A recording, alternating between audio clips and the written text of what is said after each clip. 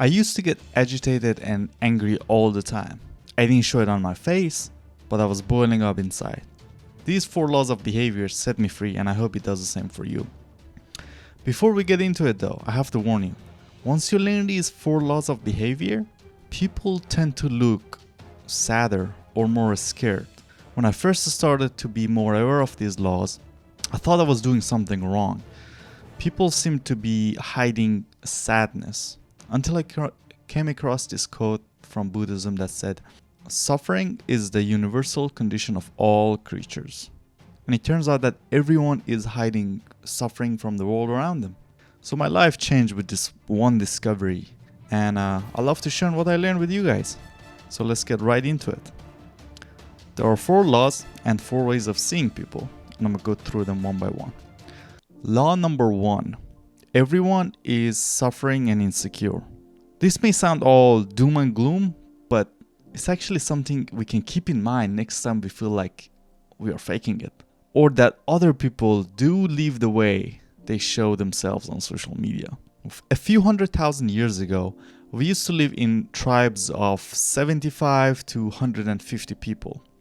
And if we looked as if we were unstable, unpredictable, or for some reason we would look weak or antisocial, we had a chance to get outcast by the group.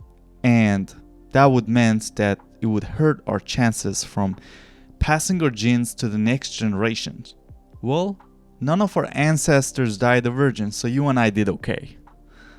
The problem is, though, these behaviors are passed down to us, and the brain that we have in our head is not evolved more as much as we thought it did in the past few 100,000 years ago. And it's still running the same programming that our ancestors had in the back of our head. And unfortunately, we have no ability to go into our setting menu to delete or at least stop some of these programming from running in the background. Law number 2. Everyone is wearing a mask. Some people call it persona, representing this image to the world, We have this strong primal desire to be accepted by groups and other people. If you didn't, then you would be outcast. We all know people who think they don't wear a mask, and it's a struggle to interact with them. And they're usually the ones that have the thickest mask of all.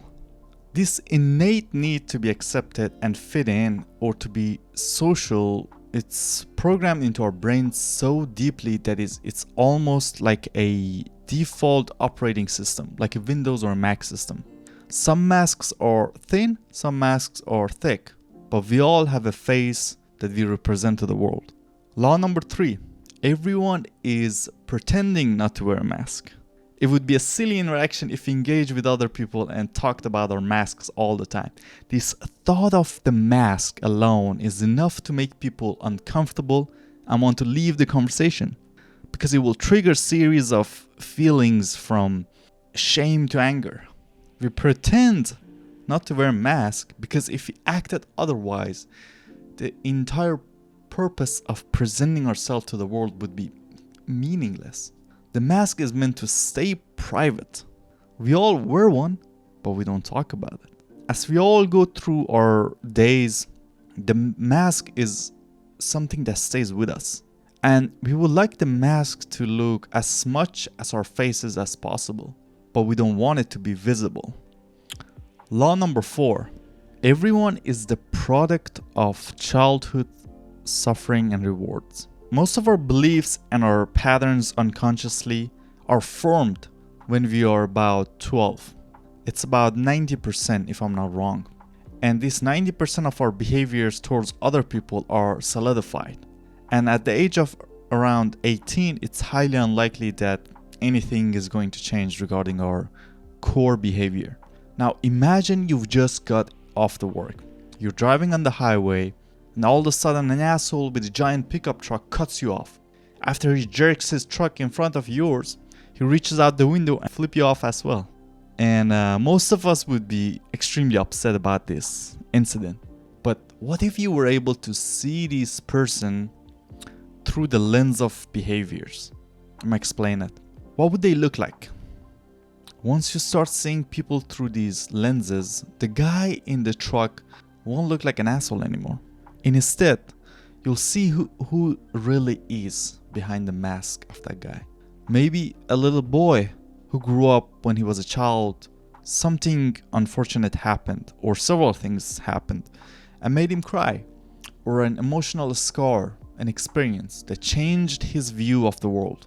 That little boy who's now driving that big truck stood in front of a mirror, or cried into a pillow, or somewhere in the recesses of his mind, a belief was formed. Something permanently was infused. And maybe he said to himself, or he promised to himself, I will never be hurt again. If other people are scared of me, they won't hurt me. And that little boy was hurt, and he still is. He's reacting from God knows what happened in his childhood. And it could have been an alcoholic dad, could have been a neglectful mom who made fun of him, or older siblings who bullied him, or abuse in a school, or bully. Doesn't matter. Someone hurt him in front of other people. We don't know why it was, but just imagining an event in your mind that can help us start to see people through these lens of behaviors. What about that family member that wants to show you how smart they are? No matter what you say, they respond with actually, or they want to tell you more about your own ideas. It's a knowing act that can rightly make anyone mad, but if you saw the little boy whose parents made him feel inferior and stupid, what if you saw him sitting in the classroom with a teacher who made fun of him in front of the entire class for screwing up something? So my world changed with these 4 laws of behavior, and it stayed in my awareness for the longest time, and it's still helping me to this day. Here's another example. Have you ever met someone who wants to take charge of everything? They try to see a kid who felt maybe insignificant and small in their home when they were little. Or how about someone who wants to argue about everything? Try to see a kid who felt they could never win anything and went through this phase of loneliness, and a bunch of kids in the school tried to go get him. Before we get into the next section, if you feel like you resonate with these 4 laws of behaviors and the examples I gave, please like this video. Now, this is the fun part. The 4 ways of seeing people break down how we can see people differently. But this can also be used to identify how someone else sees the world around them. So it's not only a technique to change your perception, it's also a tool to read people.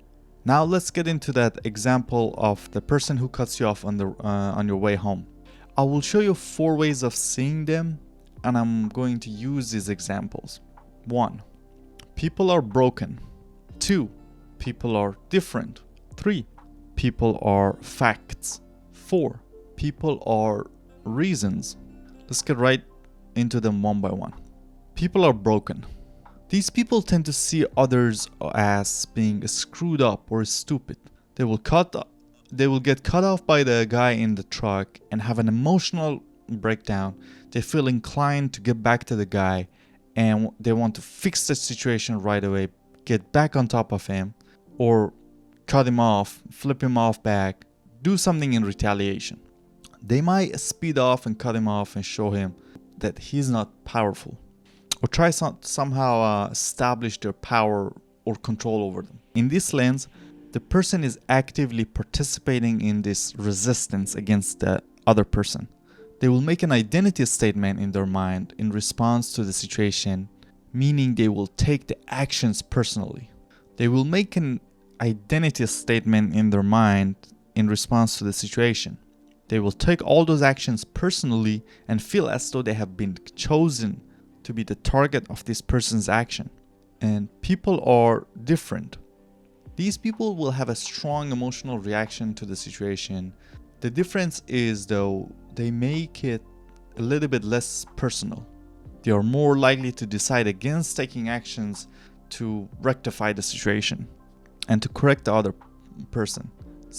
Even though they may fantasize about the truck running off the road into a ditch, they are going to make it happen. So that's that. People are facts. We can't correct facts.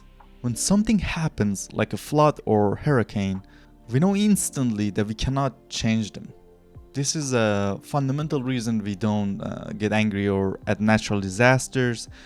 We may get angry at the result or the consequences of something happening because of the hurricane or the flood, but not the hurricane itself, if that makes sense. When something is absolute and unchangeable, we don't get mad. One reason we do this is because we feel anger and it's a secret desire for something to be different. Most times it's a secret desire to change something.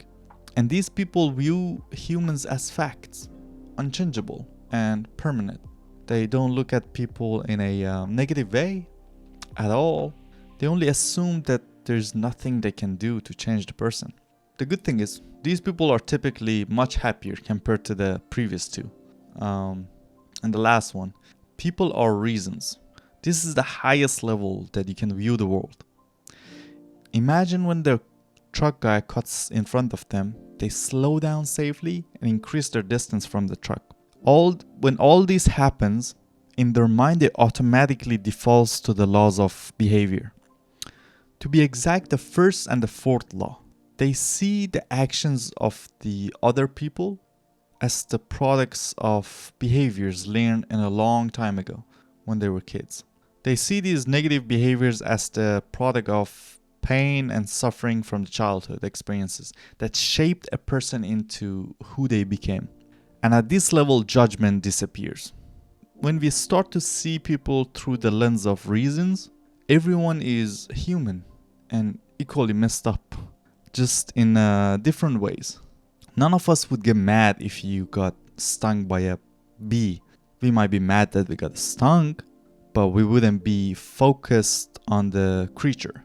Just the situation, I would say. We do this because we see the bee as a reason. It's reacting based on what evolution has shaped it to be. It's a bee. It's one of its jobs. We can do the same with humans. We go from this guy is an asshole to someone hurt that guy a long time ago. Or I wonder who made that guy feel so small and insignificant when he was younger. Well, to summarize, you might have identified yourself on a lower level than you like, and it's a good news. We can't manage what we don't measure. And knowing it is the first step. When I start to learn to see people through these lenses of psychology and behavior, and instead of logic or bias, all of my interactions changed. People are all reasons. The moment you're able to steal your thoughts back during any interactions, the more you'll be able to pull the curtain back and see people in a light that may not be pleasing, but it's accurate. Let me know what you think in the comment section, and if you want to learn more about this subject, you can go ahead and check out this book called 6-Minute X-Ray. Fascinating book. And thank you for your time and attention. See you in the next one, and subscribe.